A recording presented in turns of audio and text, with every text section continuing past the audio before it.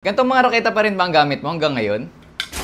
Bakit hindi mo subukan yung mga personal recommendation ko na racket from Alpsport? Tara, isa-isay natin! Simulan natin sa mga pinakamura. Ito nga nasa kanan ko ay Alpsport RR at sa kaliwa naman ay SZZ. Usually mga racket na to ay 500 to 700 pesos each. Minsan nga may promo pa to na buy one take one. Ito yung mga entry-level racket ng Alpsport na goods para sa mga nagsisimula sa badminton. Kasi unlike sa mga racket na nabibili natin na mura, magkadugtong na nga yung T-joint niya. So for sure na mas tatagal tong racket na to sa inyo. Lalagay ko nga dyan itsura ng racket kapag 2 pieces pa yung T-joint niya. Ilang paluan nga lang yung mga ganyan. Kung madadagdagan mo naman ng konting budget, dito naman tayo sa Alpsport XW. Ito nga nag-iisang racket ng Alpsport na may stencil yung string. At kung i-compare naman natin to sa mga naunang racket, slightly better to guys kasi 30 pounds yung max tension. For sure, mas tatagal to sa inyo at pwede na to sa mga intermediate players. Next naman natin guys ay 1K to 1.5 budget. Ito nga mga personal favorite ko guys, ang Alpsport YQ at BBQ 3.0. For me, slightly bias ako dito sa YQ kasi matagal ko rin siya nagamit dati. Kung di nyo pa nga napapanood yung review ko dito, isa to sa mga nire-recommend ko sa mga doubles player. At ito namang BBQ